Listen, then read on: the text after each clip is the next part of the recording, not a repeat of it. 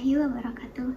Perkenalkan, nama saya Nabila Suraya dari Pendidikan Kimia dengan NIM 20101202200222. Baik, di sini saya akan menjelaskan materi tentang korosi atau perkaratan. Apa itu korosi?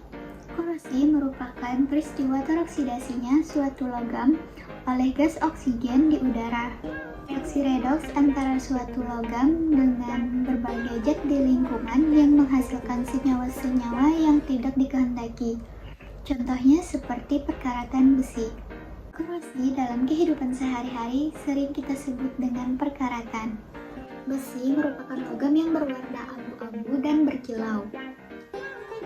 Tapi ketika kita sering melihat di sekitar kita seperti pagar rumah dan paku yang terbuat dari besi yang berkilau, dan dengan seiringnya waktu besi tersebut akan menjadi tidak berkilau lagi karena sudah berkarat.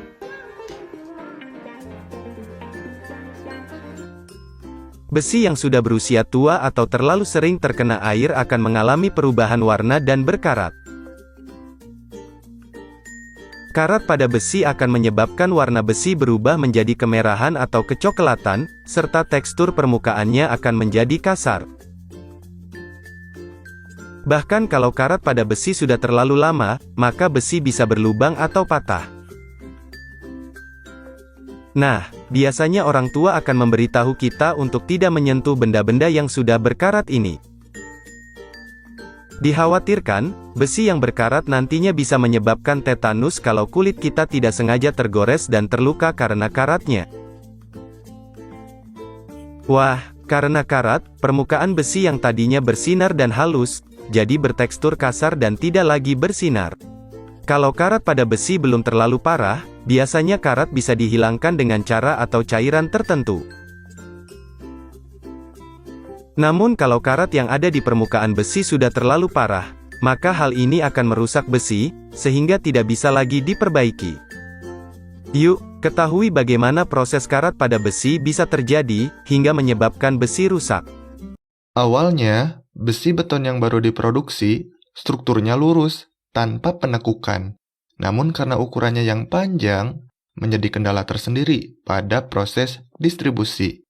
Sehingga, pabrik harus melakukan penekukan pada besi beton. Sebagai akibat penekukan, pada bagian besi yang menjadi pusat tekukan akan mengalami kerusakan, sementara bagian lainnya tidak demikian. Pada bagian besi yang mengalami kerusakan, terdapat beda potensial. Hal inilah yang menjadikan bagian besi yang ditekuk lebih mudah mengalami korosi dibandingkan dengan bagian logam lainnya. Apabila besi beton yang sudah ditekuk terdapat dalam keadaan lingkungan yang lembab, beda potensial pada besi akan terkoneksi oleh keberadaan air. Pada kondisi ini, sel elektrokimia terbentuk. Bagian besi yang memiliki beda potensial negatif akan berperan sebagai anoda, sementara bagian yang memiliki beda potensial positif akan berperan sebagai katoda. Pasti ada terlintas di pikiran kita, kok bisa besi menjadi karat? Mari simak pembahasan berikut. Besi yang berkarat merupakan salah satu contoh dari reaksi reduksi dan oksidasi yang sering kita sebut dengan redoks. Redoks merupakan suatu reaksi kimia yang menyebabkan adanya perubahan bilangan oksidasi pada suatu unsur maupun molekul.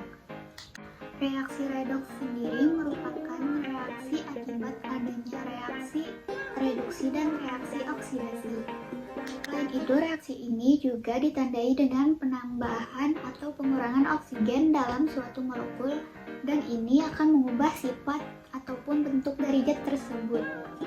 Contoh reaksi oksidasi seperti gambar yang di atas.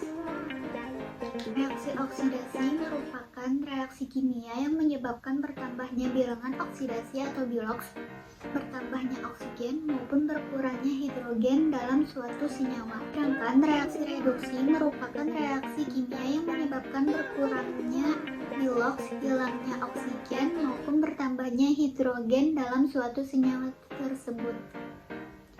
Contoh reaksi reduksi yaitu seperti gambar yang di atas. Pada awalnya, besi merupakan suatu unsur Namun, ketika bertemu oksigen dan air, maka besi akan bereaksi sehingga menghasilkan senyawa baru yang sering kita sebut dengan karat.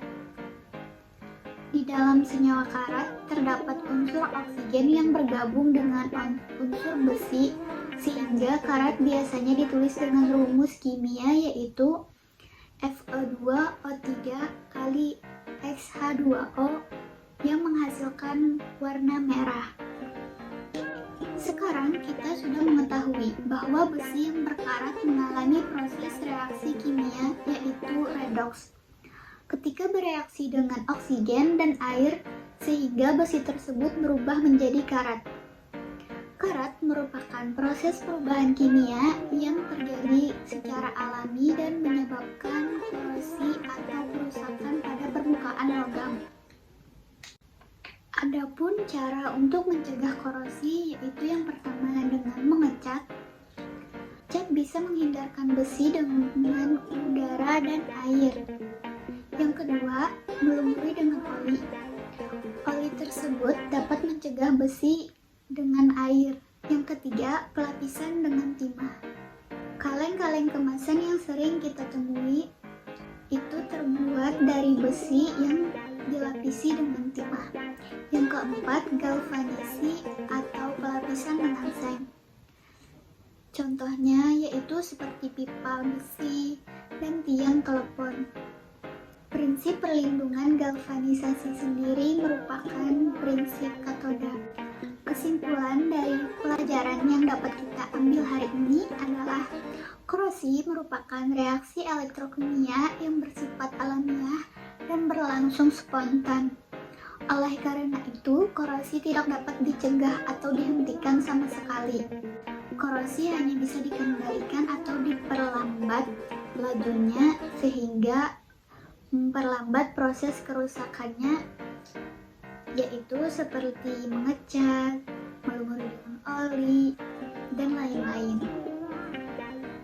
Dalam kehidupan sehari-hari, benda-benda logam yang ada di lingkungan sekitar kita seperti pagar halaman, pisau, paku, kawat, rangka gedung bertingkat, kapal, dan berbagai jenis kendaraan akan mengalami kecenderungan kerusakan atau penurunan mutu.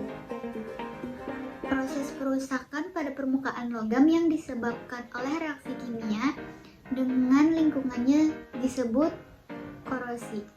Contoh yang bisa kita ambil adalah saat musim hujan, alat-alat yang terbuat dari besi seperti pagar halaman ataupun paku cenderung mudah berkarat dikarenakan sering terjadinya oksigen dan air saling bertemu. Hal ini membuktikan bahwa air merupakan elektrolit yang ikut bertanggung jawab terhadap kerusakan logam besi karena karat. Sekian materi dari saya, semoga apa yang saya sampaikan bermanfaat dan dapat dipahami. Salah khilaf mohon maaf dan atas perhatiannya saya ucapkan terima kasih. Wassalamualaikum warahmatullahi wabarakatuh.